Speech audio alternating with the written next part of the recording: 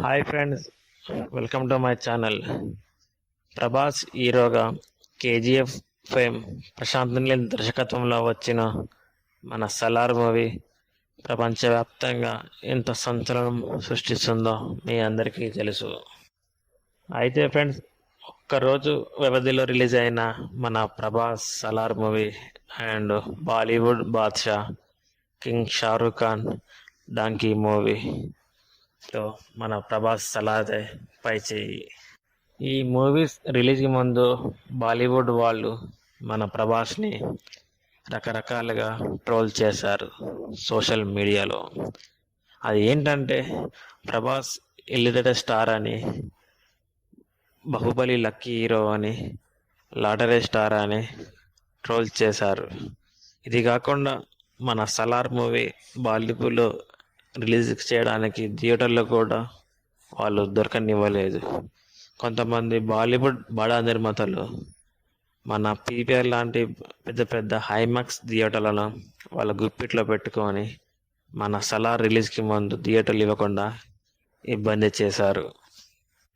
కానీ తీరా చూస్తే బాలీవుడ్ దిగ్గజ డైరెక్టర్ రాజ్ కుమార్ హీరాని దర్శకత్వంలో వచ్చిన డాంకీ మూవీతో మన సలార్ మూవీదే పై చేయి. మన సలార్ మొదటి రోజు కలెక్షన్ 178 crores అయితే వాళ్ళ డంకీ మూవీకి వచ్చింది కేవలం 55 కోట్లు మాత్రమే. మన సలార్ మూవీ హిట్ టాక్తో వెళ్తుంటే వాళ్ళ డంకీ మూవీ మిక్స్డ్ టాక్తో వెళ్తుంది. సరిగ్గా 6 ఏళ్ల కింద బాలీవుడ్ వాళ్ళకు మన తెలుగు సినిమా అంటే ఒక చిన్న ఇది, వాళ్ళు ఎంతలా అంటే మేమే అనే గర్వకారణం ఉండేది.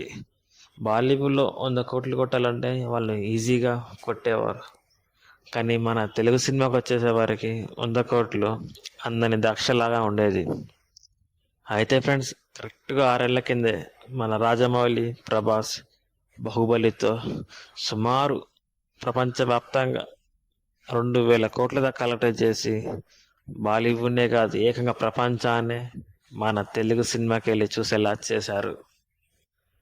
ఆ బాహుబలి దెబ్బకు హిందీలో ఉన్న రికార్డులు మొత్తం మన బాహుబలి కాళ్ళ కిందికి వచ్చాయి.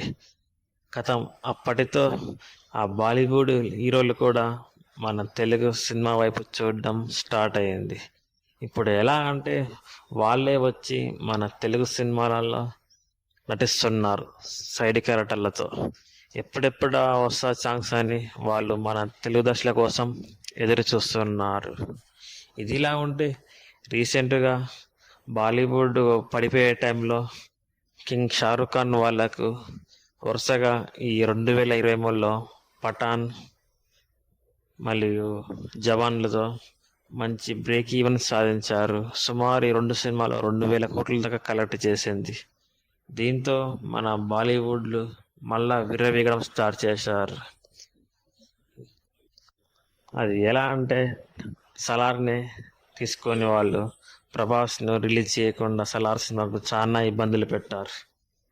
కానీ మన సలార్ తుఫాను ముందు, డైనోసార్ ముందు వాళ్ళ డంకీ మూవీ కొట్టుకపోయింది.